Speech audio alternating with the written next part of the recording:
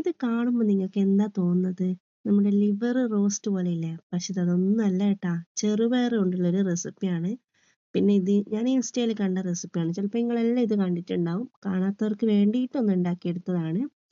രാവിലത്തെ ബ്രേക്ക്ഫാസ്റ്റ് ആയിട്ടുള്ള ഒരു അടിപൊളി റെസിപ്പി. അപ്പം എല്ലാവരും ഒരു തവണയെങ്കിലും ഉണ്ടാക്കി വെക്കാൻ മറക്കണ്ട കേട്ടോ. അത്ര അടിപൊളിയാണ്. അപ്പം നമുക്കൊന്ന് വീഡിയോ കണ്ടോക്കിയാലോ. ഞാനിവിടെ ചെറുപയർ കുതിർക്കാൻ വെച്ചിരുന്നു കേട്ടോ. എന്നിട്ട് അത് കഴുകിയിട്ട് മിക്സിയുടെ ജാറിലേക്ക് ഇട്ട് കൊടുക്കുന്നുണ്ട്. പിന്നെ ഇതിലേക്ക് മല്ലിച്ചപ്പും അതേപോലെ പച്ചമുളകും കൂടി ഇട്ട് കൊടുക്കാം. ചെറിയ ജീരകം ഇട്ട് കൊടുക്കാം. പിന്നെ കുറച്ച് ഉപ്പ് ഇട്ട് കൊടുക്കാം. വെള്ളം ഒഴിച്ചു കൊടുക്കാം. എന്നിട്ട് ഇത് നല്ലോണം ഒന്ന് അരച്ചെടുക്കാം കേട്ടോ. അപ്പം നമ്മൾ അരച്ചെടുത്തത് അപ്പം ഇപ്പോൾ നല്ല ടൈറ്റ് ആയിട്ടുള്ള ബാറ്ററാണിത്. അപ്പോൾ ഇതിലേക്ക് കുറച്ചും കൂടി വെള്ളം ഒഴിച്ചിട്ട് നമ്മൾ എന്ത് ചെയ്യുക, കുറച്ചൊന്ന് ലൂസാക്കി എടുക്കാം. നമ്മുടെ ഇഡ്ഡലിയുടെ ബാറ്റർ ഇല്ലേ, അതേപോലെ ആയാൽ മതി കേട്ടോ. ഒരുപാട് ലൂസായി പോകരുത്. അപ്പം നമ്മുടെ ബാറ്ററിയുടെ റെഡി ആയിട്ടുണ്ട്. ഇനി എന്ത് ചെയ്യുക, ഇഡ്ഡലി പാത്രം എടുക്കുക കേട്ടോ.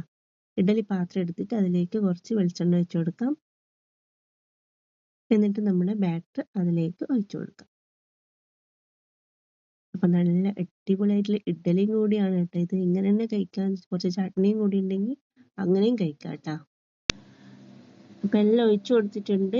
ഇനി ഇത് എന്ത് ചെയ്യാം, ഒരു 10 മിനിറ്റ് നമുക്കൊന്ന് വേവിച്ചെടുക്കാം.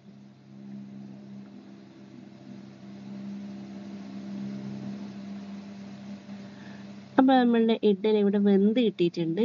അപ്പം ഇത് നമുക്ക് ഇതിൽ നിന്ന് ഓരോന്നായിട്ട് എടുത്ത് വെക്കാം കേട്ടോ. ഞാൻ ഇത് ആദ്യം ഒന്ന് ഇളക്കി കൊടുത്തിട്ടല്ലേ, ചിലപ്പോൾ പണി കിട്ടിയാലോ. പക്ഷെ പെട്ടെന്ന് തന്നെ ഇളകി വന്നിന് കേട്ടോ. ഇനി ഇതെന്ത് ചെയ്യാം, നമുക്ക് 4ആയിട്ടൊന്ന് കട്ട് ചെയ്ത് കൊടുക്കാം. കുറച്ച് വലുതായിട്ട് കട്ട് ചെയ്ത് കൊടുക്കുന്നത് നമ്മൾ ലിവറിൻ്റെ ആ ഒരു ഇത് കിട്ടേണ്ടിയിട്ടാണ് കേട്ടോ. നിങ്ങൾക്ക് വേണമെങ്കിൽ ചെറുതായിട്ട് തന്നെ കട്ട് ചെയ്ത് കൊടുക്കാം. ഇനി എന്ത് ചെയ്യുക, ഒരു പാത്രം വെച്ച് കൊടുക്കാം. അതിൽ കുറച്ച് വെളിച്ചെണ്ണ ഒഴിച്ച് കൊടുക്കാം.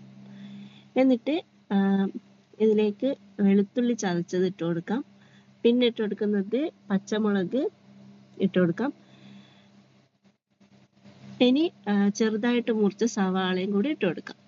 അപ്പോൾ നല്ലോണം ഒന്ന് വഴറ്റി കൊടുക്കാം. ഇനി ഇതിലേക്ക് കുറച്ച് ഉപ്പിട്ട് കൊടുക്കാം. അപ്പോൾ ഉപ്പും കൂടി ഇട്ടിട്ട് നല്ലോണം ഒന്ന് വഴറ്റി കൊടുക്കുക. നല്ല പോലെ വഴറ്റി കിട്ടണം കേട്ടോ, ഉള്ളി ആയാലും തക്കാളി ആയാലും എല്ലാം. ഇനി ഇതിലേക്ക് ചെറുതായിട്ട് മുറിച്ച തക്കാളിയും കൂടി ഇട്ട് കൊടുത്തിട്ട് നല്ലോണം ഒന്ന് വഴറ്റി കൊടുക്കാം.